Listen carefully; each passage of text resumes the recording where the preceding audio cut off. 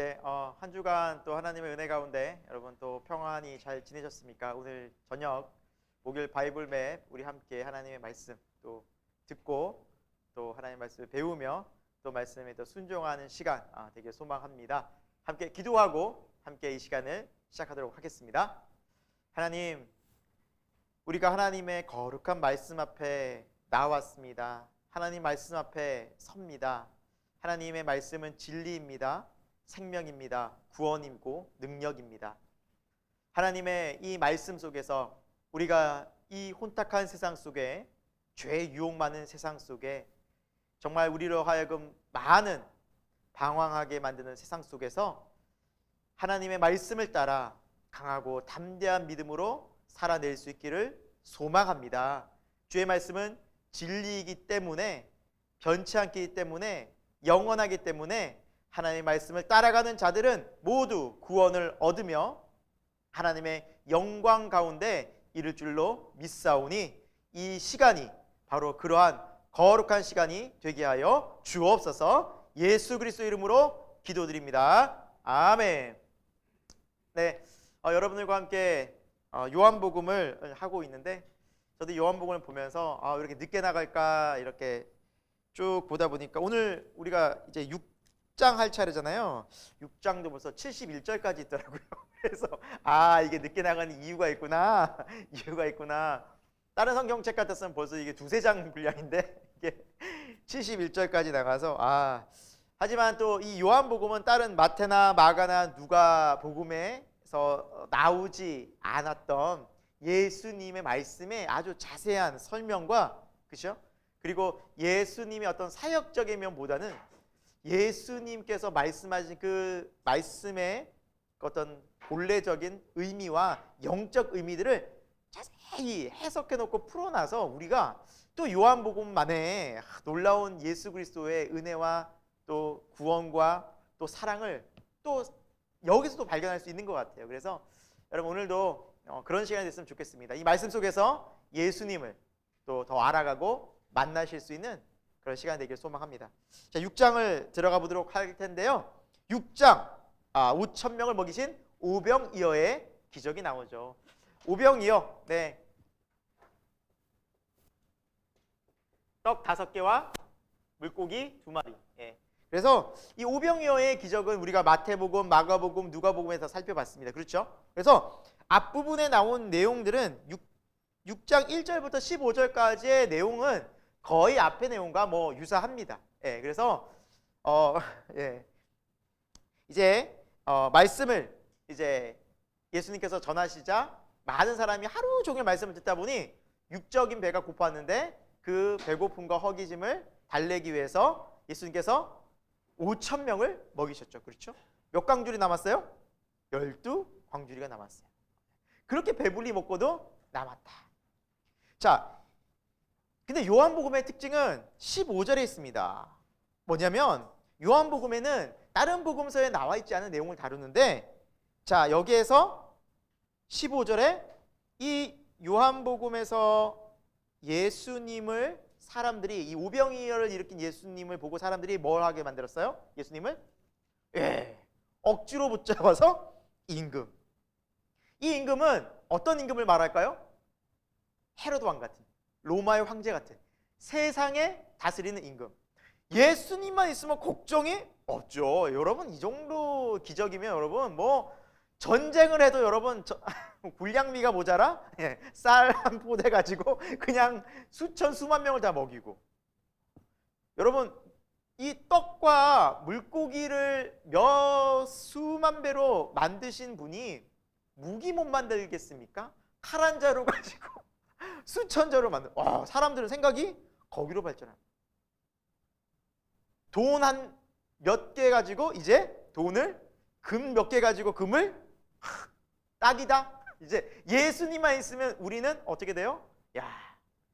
유대인은 이제 전 세계를 지배하는 거야. 이런 육적인 다분히 세상적인 욕심을 가지고 예수님을 임금 삼았어요. 예수님은 정말 임금이 맞으십니다. 왕이세요. 그러나 예수님은 세상 사람들이 원하는 육적인 만족을 채우기 위해 오신 왕이 아니셨던 것이죠. 그렇죠? 그래서 예수님은 떠나가셨어요. 그들의 요구대로 움직이시는 분이 아니세요.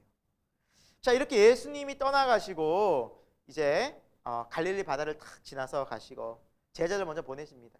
예수님 따로 기도하러 가셔서 뒤늦게 가시는데 이제 그 다른 복음서에 보면은 뭐 여기서 나오지만 많이는 안 나오죠. 큰 풍랑이 일어나는데 예수님이 바다 위로 막 걸어오시죠. 그리고 풍랑을 잔잔케 하시고 베드로가 물에도 빠지고 그 사건이 바로 이 과정 가운데 나오고, 그런 다음에 예수님이 이제 다른 지역에 가셨는데도 불구하고 사람들이 끝까지 예수님을 쫓아옵니다. 그 내용이 쭉 25절, 26절, 27절에 나오는데 예수님께서 특별히 27절에 뭐라 말씀하시냐면 썩을 양식을 위하여 일하지 말고 영생하도록 있는 양식을 위하여 일하라.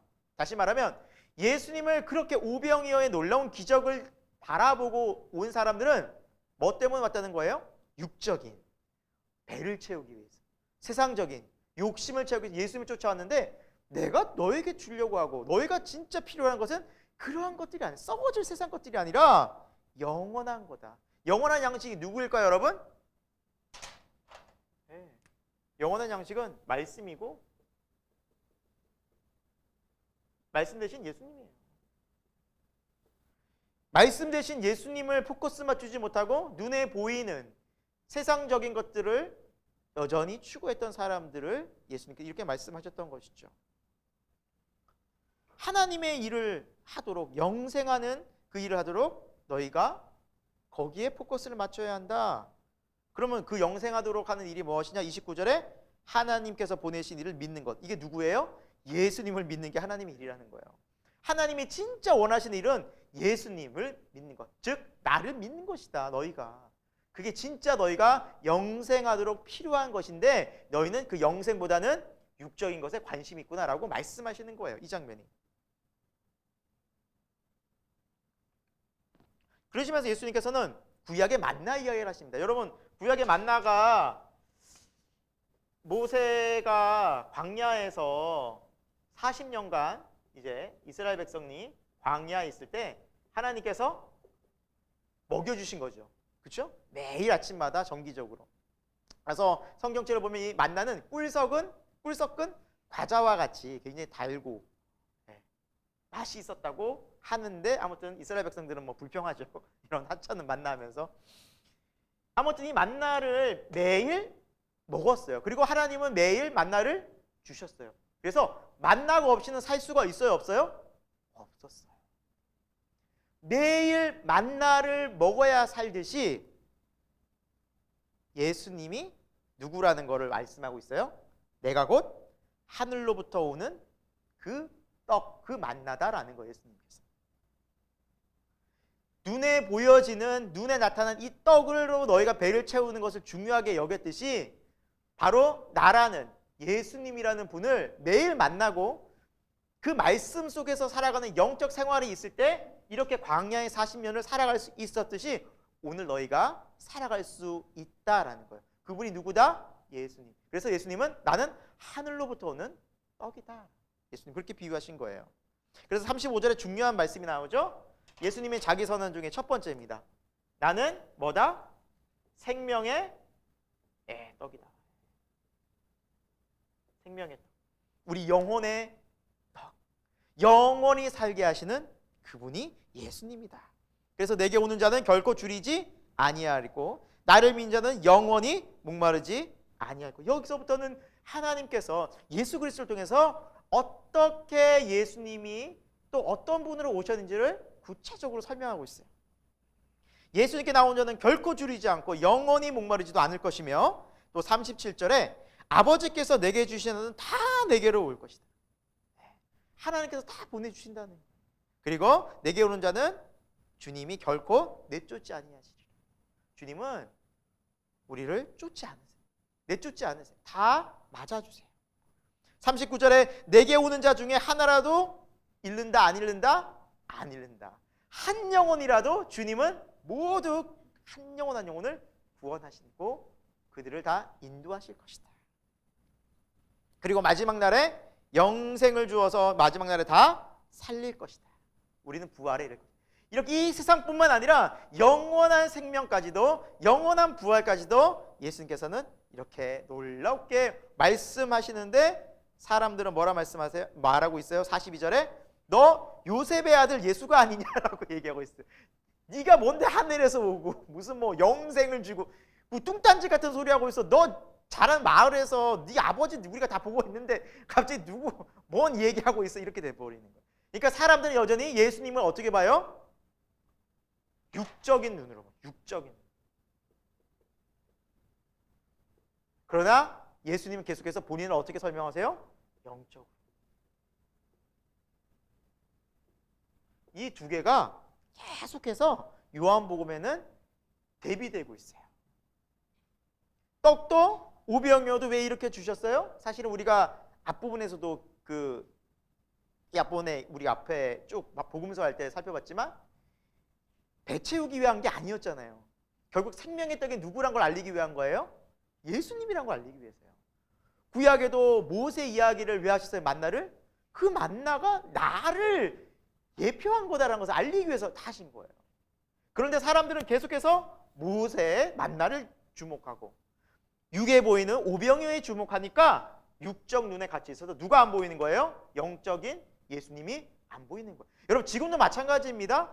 교회 왜 나옵니까? 말씀을 왜 듣습니까? 우리가 왜 하나님을 찾습니까? 많은 사람들 중에 여기에 관심 있는 사람이 있어요. 있을 수 있어요. 그러나 하나님은 비난하지 않으세요. 왜? 이럴 수 있다는 거예요. 그런데 중요한 것은 뭐냐? 여기서 어디로 나가야 된다는 거예요? 구원은? 믿음은? 네.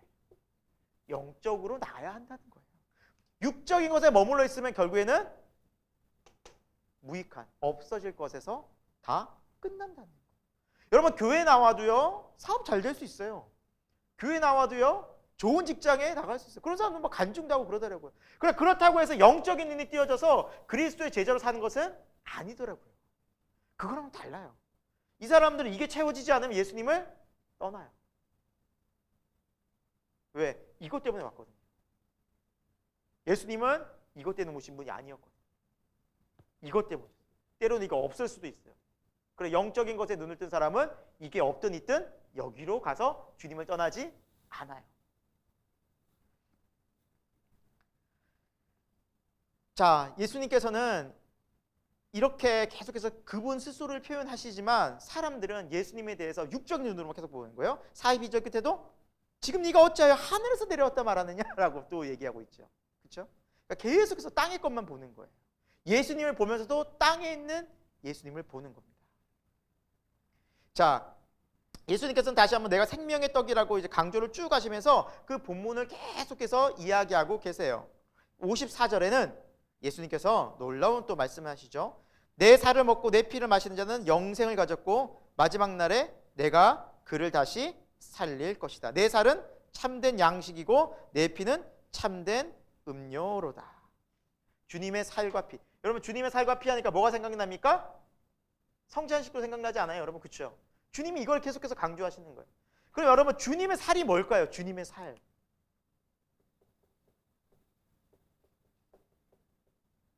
그래서 이 주님의 살도 로마 사람들이나 또 믿지 않는 사람들은 기독교에 대해서 이런 오해가 있었다면 인육을 먹는 종교다.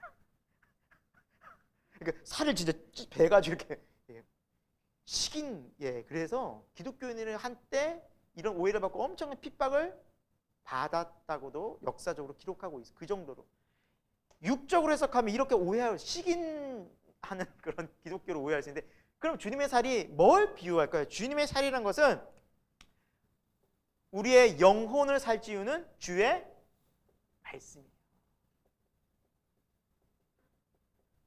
다시 말하면 주님의 살을 매일 우리가 공급받아야 된다는 의미는 뭐냐면 살을 먹으려면 주님의 말씀을 먹으라는 거예요. 먹으라는.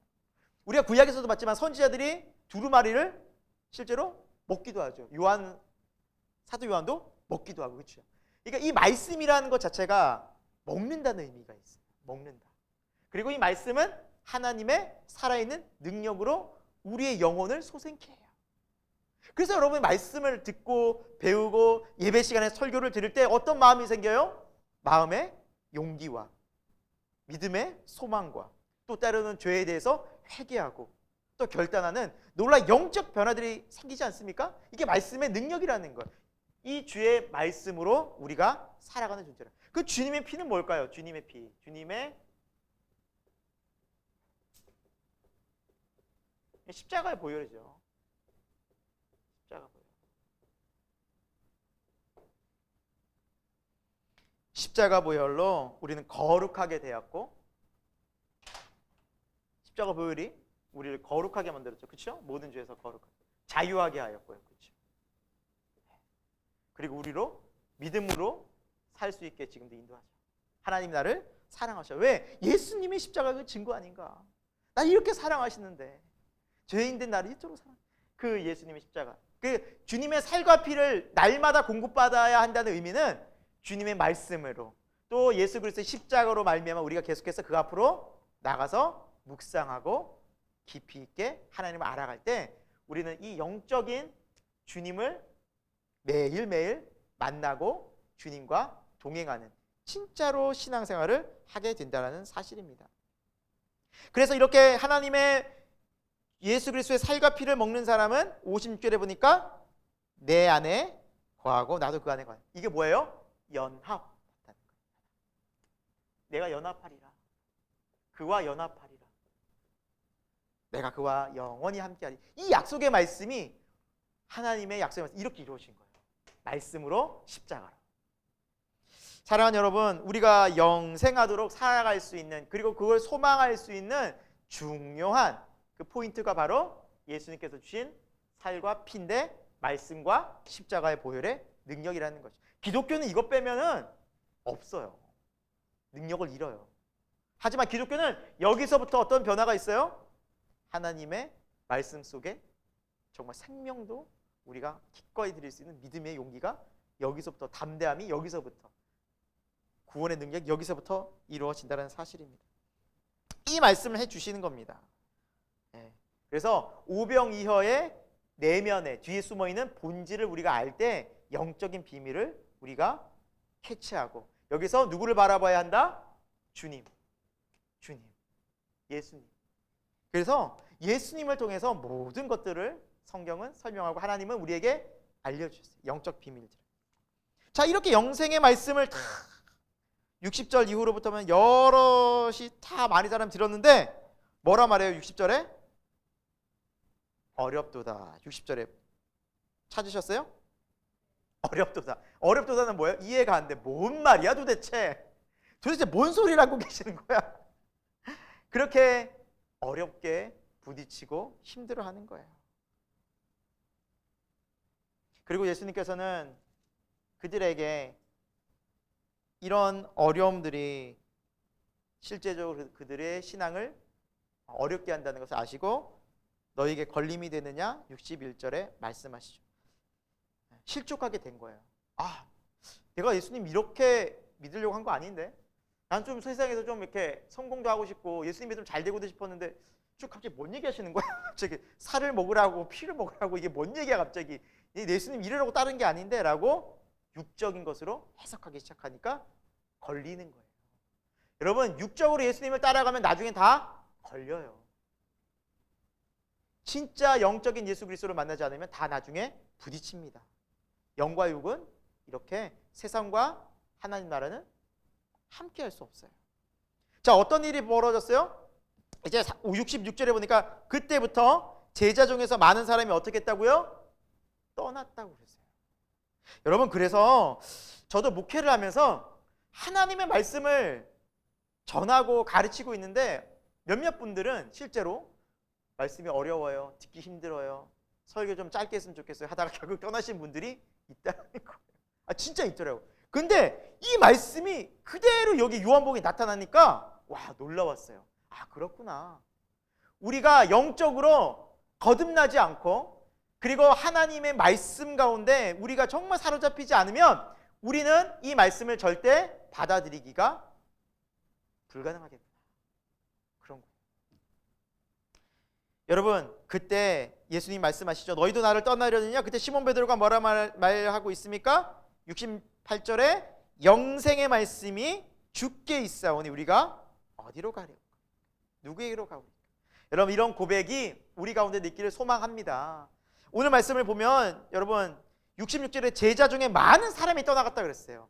즉 다수가 떠나고 소수가 남았어요. 여러분 얼마나 흔들리겠어요. 나도 갈까? 나도 가야 되나? 여러분 신앙생활은 때로는 외롭기도 하고요. 믿음의 길을 갈 때에는 때로는 여러분 다수가 다른 말을 할 수도 있어요. 신앙생활은 다수결의 원칙에 의해서 되는 게 아니라 말씀의 원칙에 대해서 기준을 삼아야 된다는 사실입니다. 그래서 때로는 하나님의 말씀을 많은 사람이 모르고 떠날 수도 있어요. 그렇지만 믿음은 끝까지 인내하고 반석 위에서 흔들리지 않게 나가는 줄로 우리가 믿고 끝까지 여러분 인내하는 믿음, 확신하는 믿음 되기를 소망합니다. 그리고 69절에 뭐라 말씀하십니까? 주는 하나님의 거룩하신 자인 줄을 자 믿고 알았어요? 알고 믿었어요? 보시면 맞아, 이게 순서예요. 저 분명히 나와 있죠. 69절에 우리가 주는 하나님의 거룩하신 자, 하나님의 그리스도이신 것을 믿고 알았다 그랬지 알고 믿었다고 그러지 않았어요. 제자들도 믿고 따르면서 알게 된 거지 다 알고서 믿은 게 아니라는 거예요. 그래서 믿음의 원리는 믿고 아는 거예요. 신앙생활의 원리는 믿은 다음에 알아가기 시작하는 겁니다. 다 알고 나서 믿겠다, 다 설명해라, 성경책을 다 내가 다 이해하고 창세기를 다 이해해야, 창조를 다 이해해야 나가지 어떻게 하나님을 알지도 못하는데 믿으라고 강요하냐? 이렇게 많은 사람들이 이야기하는데 죽었다 깨어나도 그 사람 하나님 못 만납니다. 왜? 하나님이 만드신 우주조차 우리가 이해할 수 있습니까? 우주를 어떻게 이해합니까? 심지어 그 우주를 만드신 하나님이 이해한다는 게 말이 되겠습니까? 그러니까 이거는 처음부터 논리적으로 말이 안 되는데 인간이 어리석은 생각으로 굳이 피우는 거예요. 하나님 나를 납득시키십시오 이런 거예요. 그럼 내가 믿을게요. 인간의 교만함이죠. 믿음이 생기고 알아지는 거예요. 신앙은 딱 이 원리예요. 믿고 아는 거예요. 정확하게 나와 있잖아요. 어떤 걸 알아서 믿는 것이 아니라. 하지만 그 중에서도 떠나지 않은 사람 중에서도 가룟 유다의 아들 가룟 시몬의 아들 유다는 마귀라고 말해요. 왜요? 예수님을 팔자로 남겨놨다. 그래서 여러분 신앙 공동체에서도 계속해서 믿지 않는 사람이 방해할 수도 있어요. 이상히 여기면 안 돼요. 교회에서도 여러분 계속 분란이 일으킨 사람이 있을 수가 있어요. 하지만 결국엔 다 나가게 돼 있어요. 스스로가 다 못 버텨요. 자, 이게 영적인 비밀로 주님께서 말씀하신 건데, 자, 7장으로 들어가 볼까요? 이렇게 하나님의 말씀을 쭉 말씀하시는데 이제 사람들은 7장 1절에 뭐라 말하고 있어요? 유대인들이 뭐 했다고요? 예수님을 죽이려 해요. 도대체 알아듣지도 못하는 말 하고 자기를 자꾸 하늘에서 내려왔다고 하고 하나님의 아들이라니까 이 진짜 말도 안 되는 소리를 하고 있으니 죽이고 싶은 거예요. 가장 죽이고 싶은 이유 중에 하나가 뭐예요? 자신들이 생각했던 모세의 율법과 다른 해석을 해버리는 거예요. 그러니까 화가 나는 거예요. 왜? 자기네들에게 사람이 안 오는 거예요. 예수님께로 다 가니까. 그러니까 바리새인들도 화가 나고 자존심이 상하는 거예요. 저 갈릴리 기껏해야 그 목수 출신에 어떻게 보면 진짜 배우지도 못한 사람인데 어떻게 우리가 이렇게 지식이 풍부하고 모세오경 다 외우고 있는데 어떻게 저런 사람한테 우리가 이렇게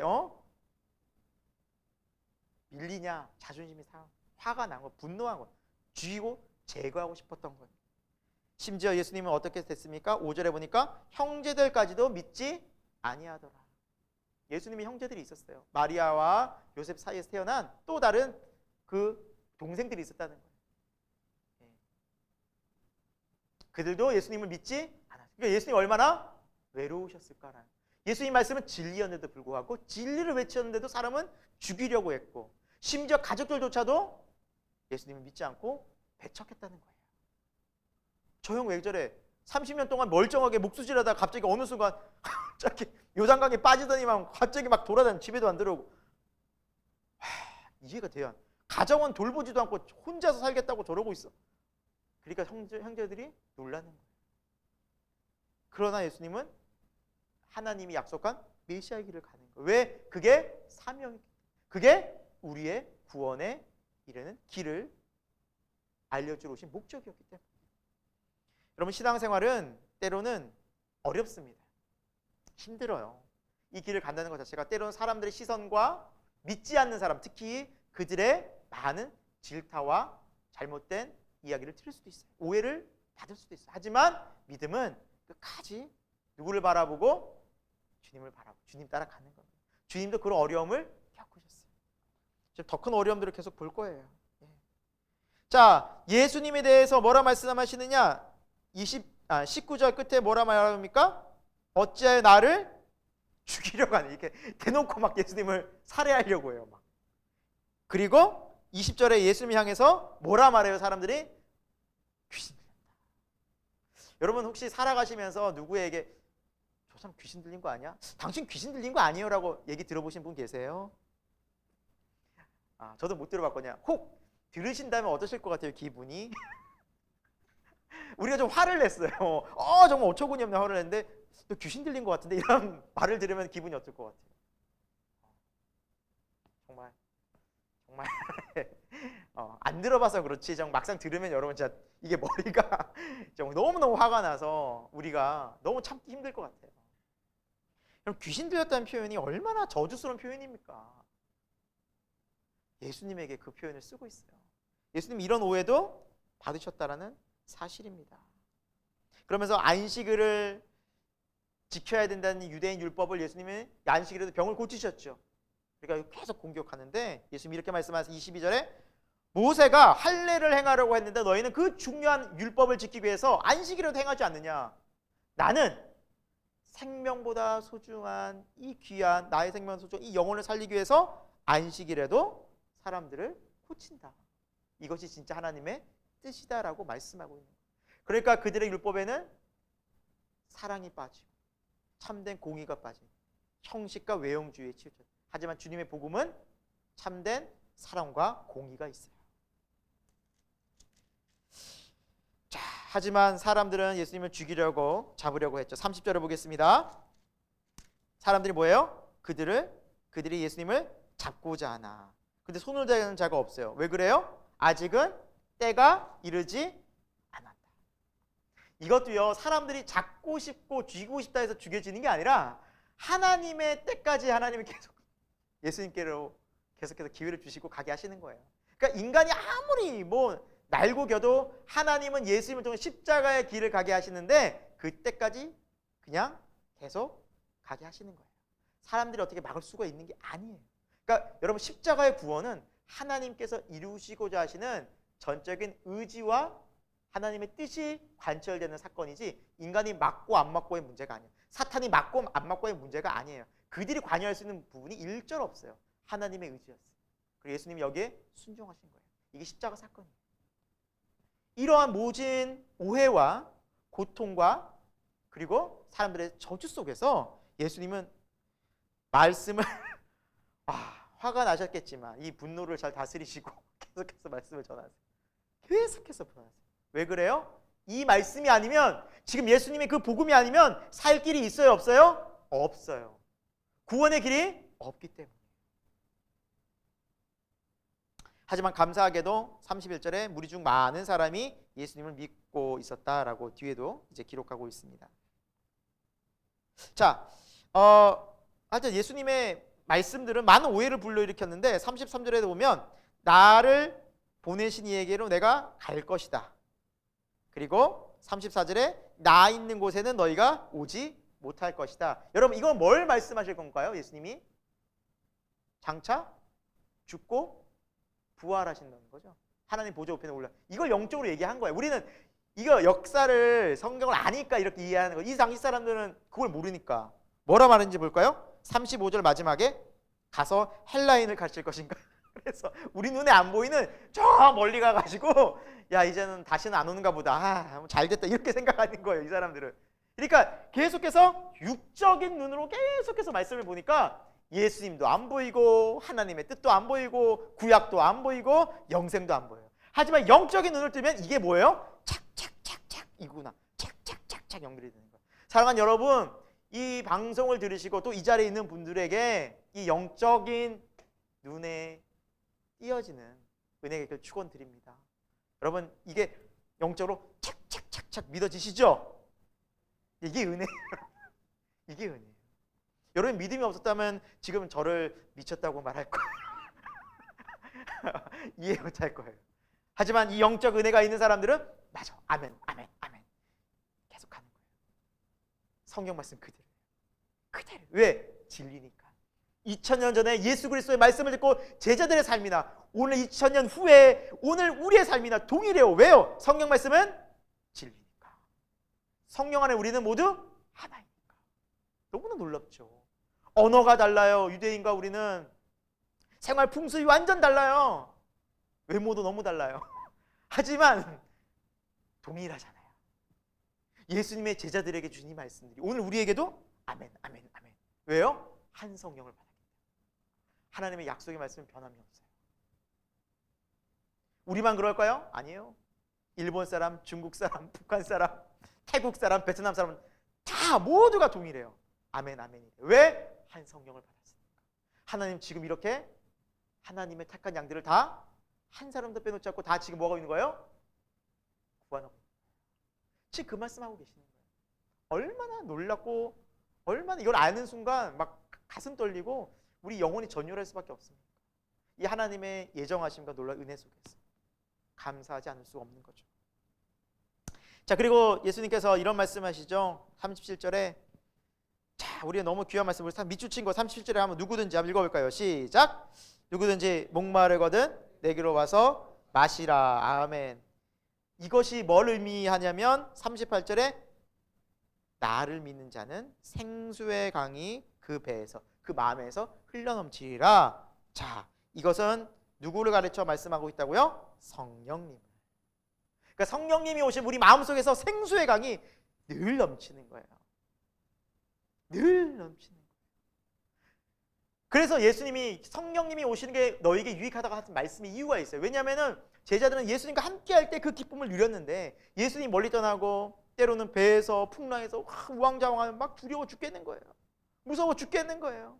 귀신을 쫓아내려고 하니 귀신들이 자기를 제압하니까 덜덜덜 떨고 있는 거예요. 예수님 언제 오시나 막 변화산 밑에서 기다리고 있는 거예요. 이게 삶이었다면 자, 성령님이 오시면 우리 가운데 그리스도의 영인 성령님이 늘 예수님처럼 동행하시는 거예요.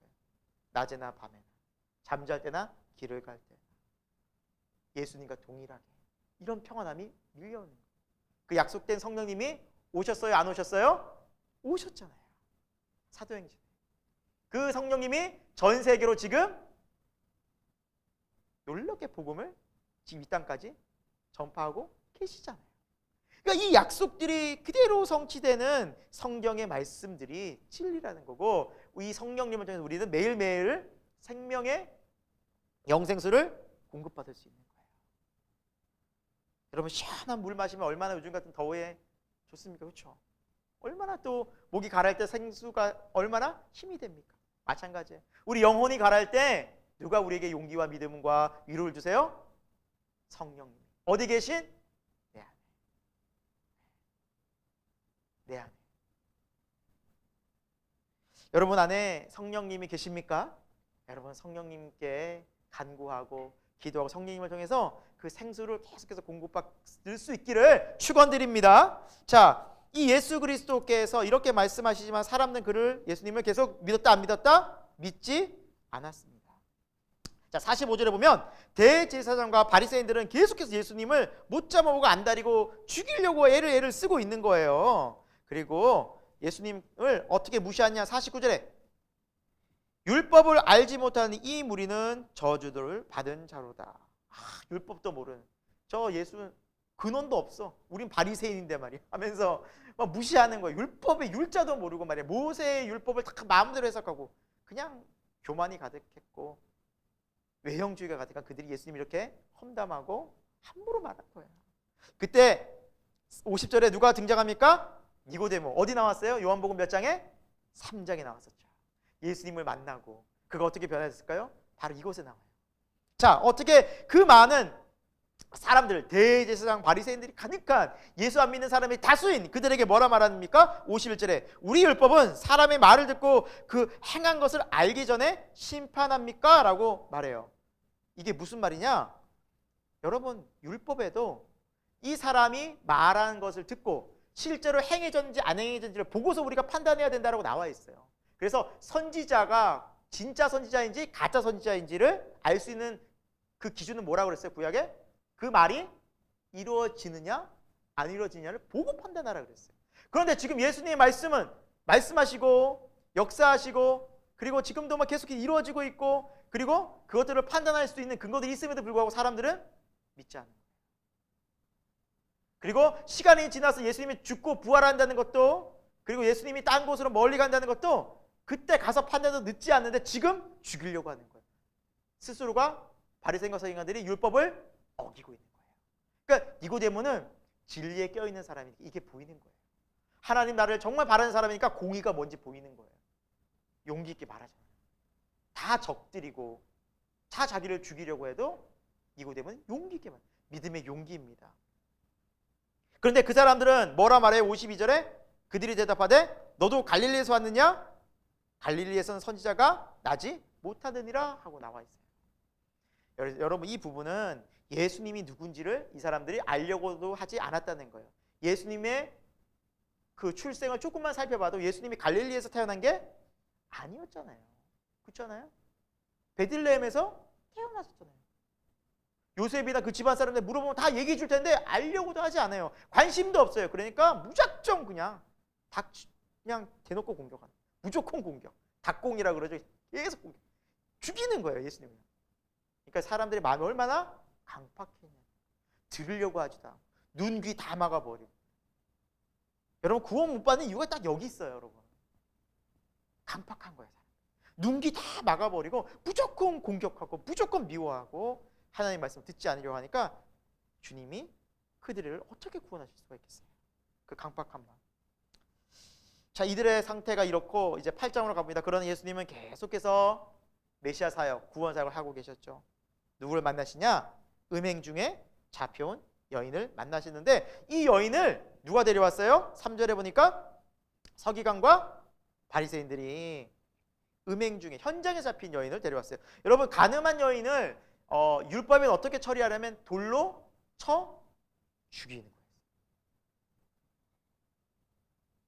이거는 5절에 보니까 모세 율법에도 너무나 명확했어요. 자, 너무나 명확한 모든 어린아이부터 노인에 이르기까지 다 알고 있는 이 율법을 예수님이 어떻게 하나 보자 테스트하고 싶었던 거예요.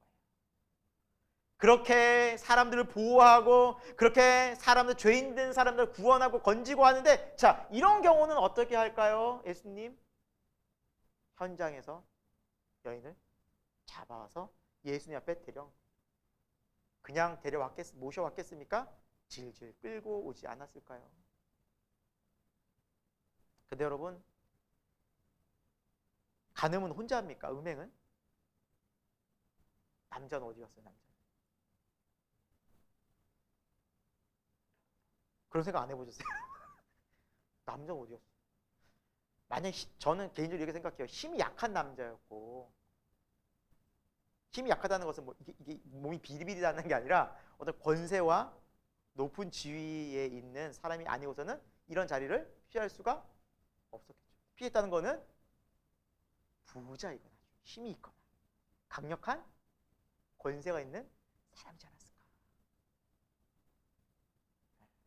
유추할 수 있게 충분히. 그러니까 자기는 간 거예요. 대제사장 바리새인 서기관들이 함부로 하지 못하는 사람일 수 있어요. 그러니까 그 정도 사람이면 강압적으로 여자를 충분히 종이라든지 여인들 함부로 할 수 있잖아요.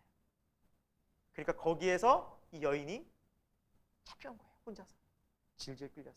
이 여인이 이제 오도 가도 못하고 죽게 생겼어요. 죽는 거예요. 죽는 외엔 길이 없어요. 이걸 다른 말로 하면 예수님은 어떻게 해요? 모세를 대적하는 율법을 대적하는 그런 사람 되는 거예요. 자, 그때 예수님께서 6절에 마지막에 보니까 손가락에 땅에 뭘 쓰세요. 손가락으로 땅에 뭘 쓰세요. 그리고 뭐라 말씀하세요? 7절에 너희 중에 죄 없는 자가 먼저 돌로 치라 말씀하시고 또 땅에 쓰세요. 쓰세요. 뭘 쓰셨을까? 학자들에 따라 여러 가지 많은 이야기들이 있는데 저는 그 중에 한 가지만 소개하고자 합니다. 십계명을 쓰셨을 것 같아요. 십계명. 하나님의 이 유대인들이 가장 핵심이라고 생각하는 율법 중에 율법 십계명. 그걸 쓰신 거예요. 근데 여러분, 예수님의 말씀은 어때요? 살아있는 능력이잖아요. 빛이잖아요. 그 말씀이 딱 보여지는 순간 사람들의 마음에 나도 간음했는데, 나도 도둑질했는데, 나도 안식일을 어겼는데, 나도 우상 숭배했는데, 나도 내 이웃의 것을 탐하고 거짓말했는데, 십계명에 그냥 그대로 자기 죄가 그냥 다 비치는 거야. 그러자 죄 없는 자가 먼저 돌로 치라는 예수님의 말씀 속에 돌로 치는 자가 있었어요? 없었어요? 없었어요. 이 말씀 뭐예요? 모두가 죄인이다. 모두가 죄인이다. 단 한 사람도. 그래서 9절에 보니까 여러분 밑줄 치셨을 거예요. 그들이 말씀을 듣고 뭐예요? 양심에 뭘 느껴요? 가책을 느껴. 죄책감. 여러분, 말씀이 들어가면 무슨 일이 벌어진지 아십니까? 죄가 보여요. 하나님의 말씀의 특징은 뭐냐? 죄가 느껴져요. 말씀을 드려요. 진짜 하나님의 말씀은 내가 죄인이고 이걸 깨달아요. 근데 안타까운 것은 그들이 그 죄인인 것을 알고도 구원자신 예수께 나와야 되는데 여기까지를 못해서 안타까운 것이지. 아무튼 양심의 가책을 느껴서 모두 다 떠났어요. 예수님과 여자만 남았어요. 정죄한 사람이 다 떠나갔어요. 예수님이 이 여인을 결국 보호하셨어요. 지켜주셨어요. 하지만 11절 너무 귀한 말씀을 해주십니다. 자, 나도 너를 정죄하지 아니하는. 자, 이게 너무 중요해요. 정죄하지 않는다는 것이 먼저 첫 번째고요. 예수님 우리를 찾아오시고 예수님이 땅 가운데 오신 목적이 뭐예요? 정죄를 받지 않게 하기 위함이에요. 우리의 죄책감에서 해방시키기 위해서요. 죄에서 자유하게 하기 위해서. 정죄하러 오신 분이 절대 아닌 거예요. 그래서 여러분 오해하시면 안 돼요. 교회 가면 뭐 맨날 죄 회개하라 그러는데 맨날 죄 지적하는데 그 죄가 정죄하기 위함이 아니라 죄에서 자유케 하기 위해서. 그렇죠? 여러분 생각해 보시죠. 병도 치유받을 내 병이 뭔지 알아야 치유받잖아요. 마찬가지로 내가 죄인인 걸 알아야 예수님이 필요하다는 걸 느껴요.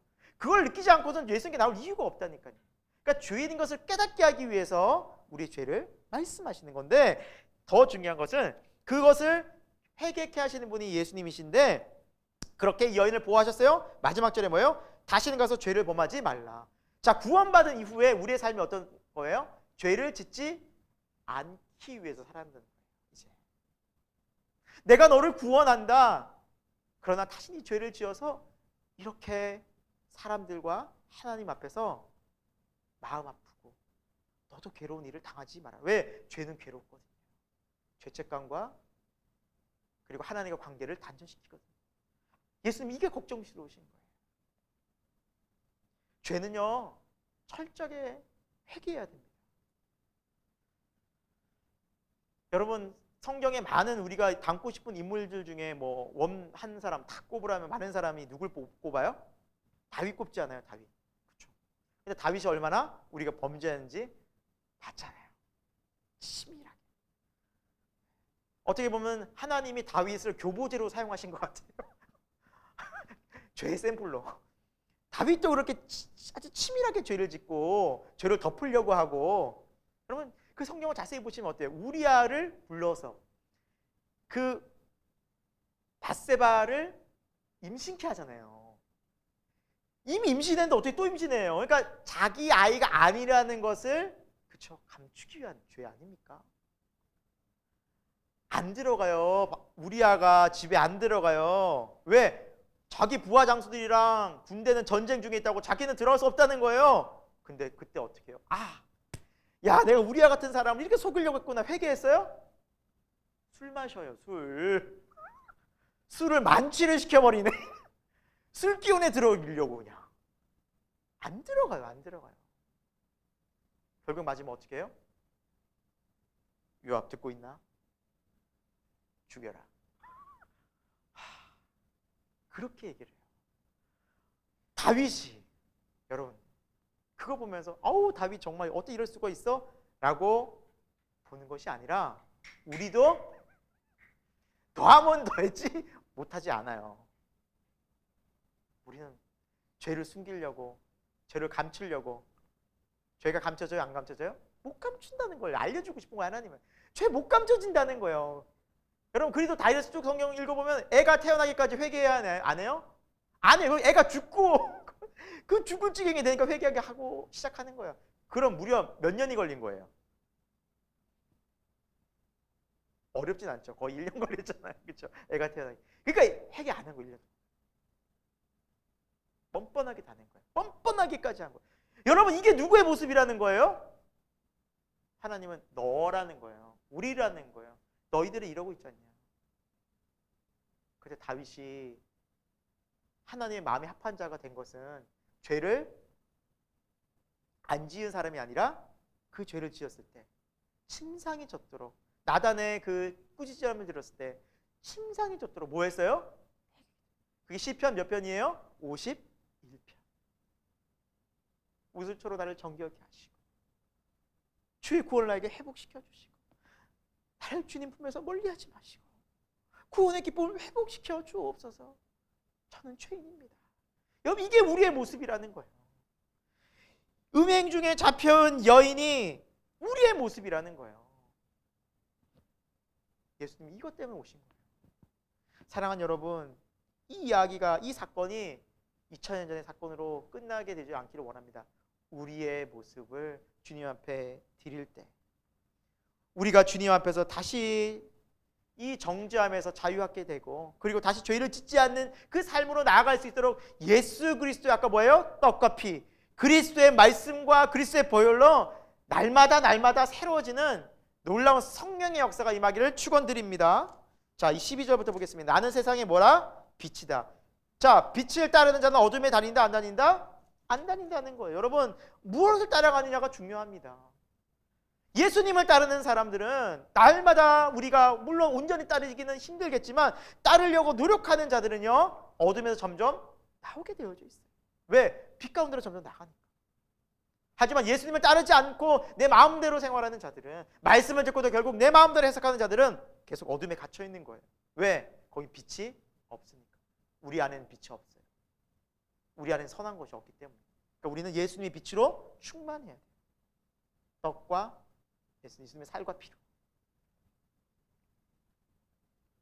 자, 예수님께서는 계속해서 이 사람들에게 좀 말씀하시는데 좀 21절에도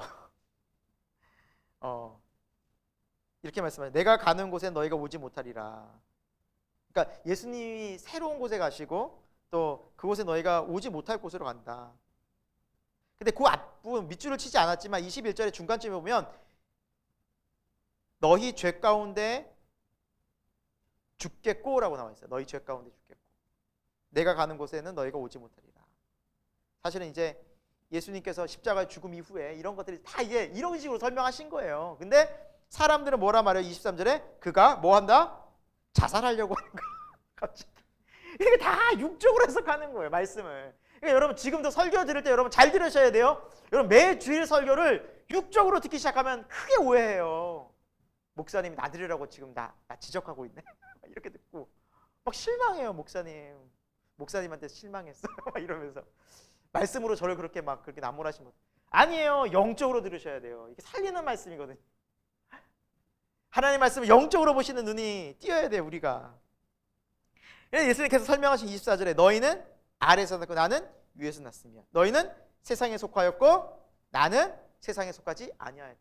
여러분 우리가 세상에 속하고 살아가고 있지만 결국 우리는 세상에 속한 자가 되어서는 안 된다는 거예요. 그러니까 세상 사람들이 우리 이해해요? 못해요? 못하는 게 당연한 거예요. 이상하게 여기지 마세요. 주일날 나와서 봉사하고 헌금 내고 시간 들이는 거 절대 이해 못해요. 땅의 것을 바라보는 그들과 하늘의 것을 바라보는 영적인 하나님 나라의 시민은 질적으로 달라요. 본질적으로 다른 거예요. 다르다라고 말씀하세요. 자, 사람들이 그렇게 계속 얘기하니까 25절에 그들이 당신 누구냐? 당신 도대체 누구야? 라고 말해요. 그때 예수님이 뭐라 말씀하세요? 나는 처음부터 너에게 말하여 온 자라. 처음부터란 뭐예요? 태초부터. 그러니까 이 사람들이 막 또 기가 차는 거예요. 아니 이 사람들이 태초부터. 와 어떻게 이렇게 말하냐. 사람들도 기가 차는 거예요. 기가 차는 거예요. 그러니까 이건 영적으로고 예수님을 바라보지 못하면 말씀이 육신되어 오신 영원하신 예수님을 바라보지 못하면 성경은 전혀 해석이 안 돼요. 영적인 눈이 가려져 있어요. 31절에 예수님께서 자기를 믿는 유대인들에게 이렇게 말씀하시죠. 내 너희가 내 말에 거하면 참으로 내 제자가 되고 진리를 알지니 진리가 너희를 자유롭게 하리라.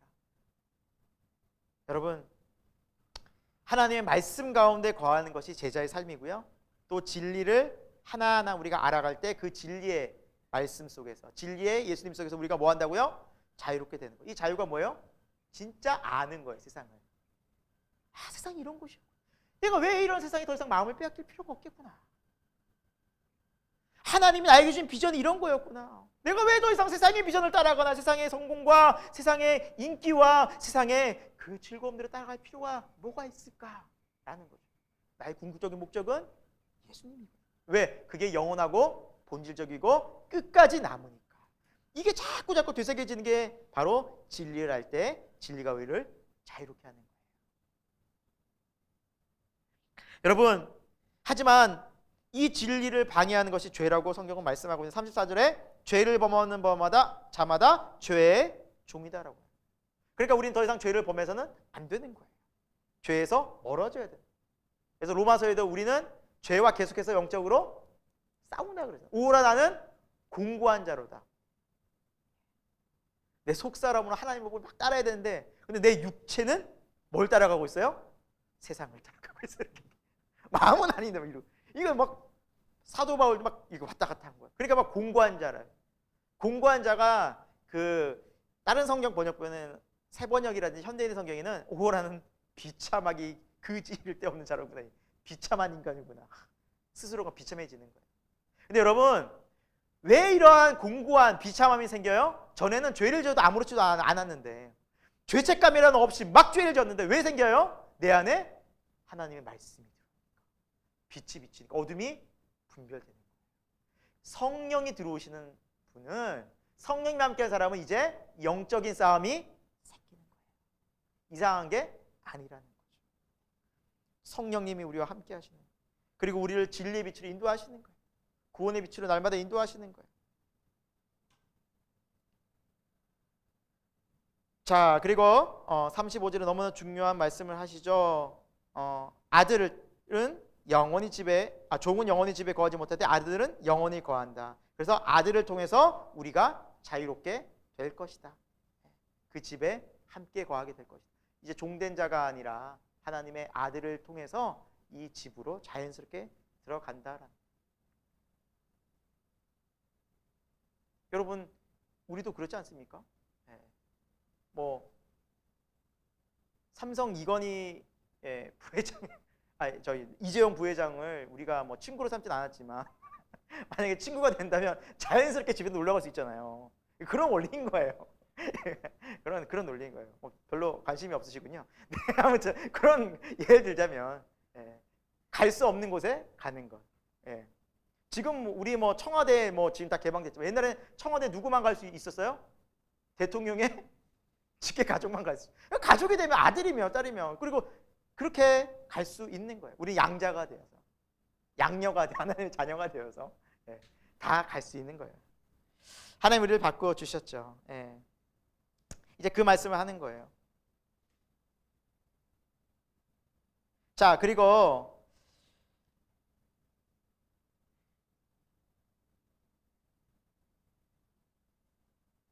하나님께서는 우리가 하나님의 자녀이고 그리고 하나님으로부터 왔다고 말하는데, 사람들은 유대인들이 이렇게 말하는 거예요. 아니다. 우리는 아브라함의 자손이다. 30절에 아브라함의 자손이라는 것을 이야기하는 거예요. 아브라함의 자손이다. 그러나 예수님은 너희가 아브라함의 자손도 아니다. 왜? 아브라함의 자손이었다면 내 말도 들었을 것이다. 그러나 너희는 아브라함의 자손도 아니다. 그리고 누구의 자손이라는 무서운 말씀을 하냐면 44절에 너희는 너희 아비 마귀에서 났다. 와, 정말 이러니까 이제 사람들의 이제 마음이, 근데 이게 맞거든요. 죄의 종이고 마귀를 따라가는 철저히 죄악된 본성으로 가는 인간이거든요. 근데 예수님께서 마귀에 대해서 여러분 뭐라 설명한지 잘 보세요. 그는 처음부터 뭐한 자다? 살인자라. 그리고 무엇을 말한다? 거짓을 말한다. 여러분 잘 분별해야 되는 거예요. 마귀는 거짓말장이요 거짓의 아비다라고. 속이는 자라. 여러분, 그래서 우리가 이 속이는 것을 잘 분별하기 위해서 말씀을 배우는 거예요. 지금 말씀도 잘 배워야 돼. 왜? 이단도 하나님의 말씀, 성경을 가지고 이야기하거든요. 얼마나 무서운 시대예요. 얼마나 끼어있어야 되는 시대냔 말이죠. 하나님의 말씀을 잘 배우고 우리 말씀이 성령으로 내적 조명을 받을 때 사단의 거짓말이 다 보이는 거예요. 분별이 되는 거예요.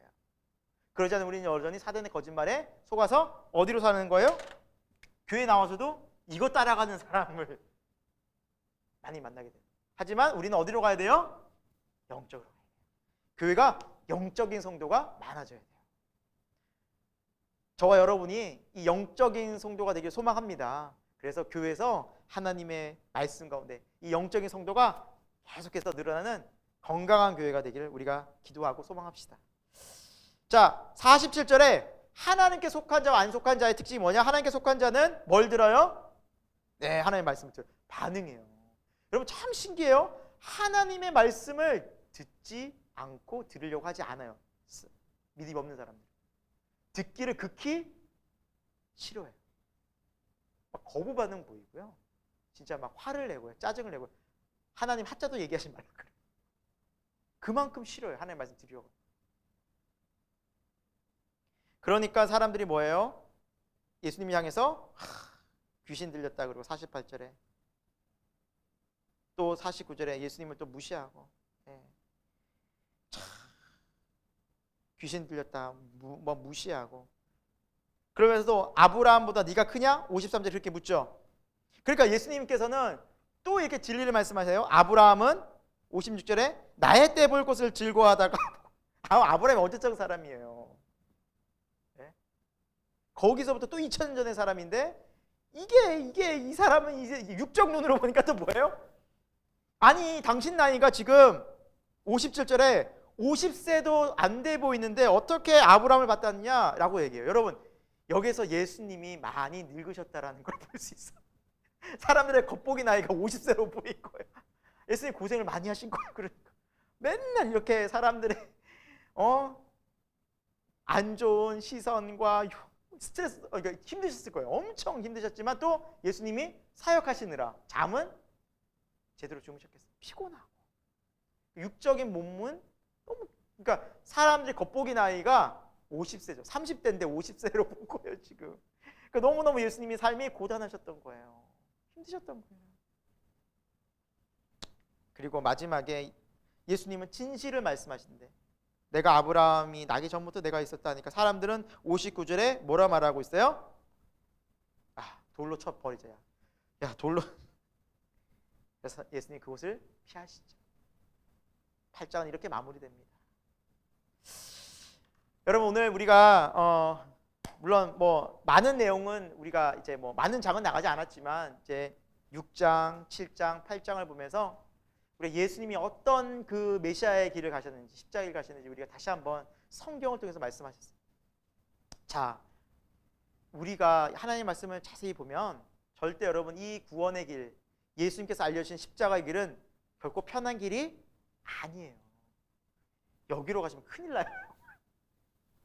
결국 여기는 딴 길이에요. 유대인들은 이 길을 원했거든요. 그러니까 예수님이 안 맞으니까 죽이려고 하고 귀신 들렸다고 하고 내쫓으려고 한 거예요.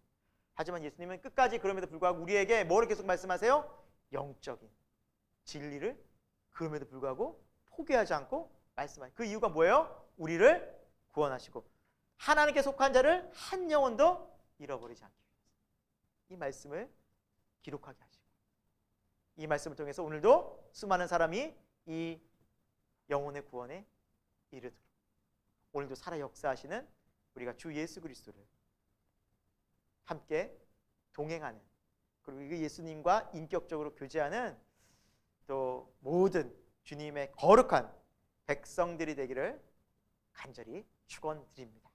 기도하고 마치도록 하겠습니다. 하나님 아버지, 오늘 요한복음 말씀을 통해서 예수님의 삶에 대해서 또 예수님의 말씀에 대해서 우리가 다시 한번 깊이 살펴보았습니다. 하나님, 우리가 예수님을 믿되 바르게 믿게 하여 주옵소서. 세상이 정말 많이 예수님을 공격하고 교회를 미워하고 핍박하고 믿는 사람들에 대해서 참 안 좋은 이야기를 할 때가 많습니다. 하지만 우리가 그렇게 살아가는 그 삶들이 진짜 예수님을 잘 믿어도 당할 수 있는 고난이라면 하나님 그 고난을 받아들이고 예수님을 따라 이 십자가의 길을 끝까지 인내하며 믿음으로 나아가는 모든 주의 백성들 다 되게 하여 주옵소서. 결국 이 고난의 십자가를 통해서 영광스러운 부활에 이를 것을 믿사오니 길이요 진리요 생명 되시는 예수님을 따라가는 믿음 되게 하여 주옵소서. 우리 각자가 속한 교회들이 있습니다. 그 교회 공동체를 사랑하고 또 그 교회에서 생명의 빛 되신 예수 그리스도를 더 깊이 알고 만나는 거룩한 은혜가 또 돌아오는 주일에도 임할 수 있도록 하나님 역사하여 주옵소서. 예수 그리스도 이름으로 기도드립니다. 아멘. 감사합니다. 여러분 한 주간도 믿음으로 승리하십시오.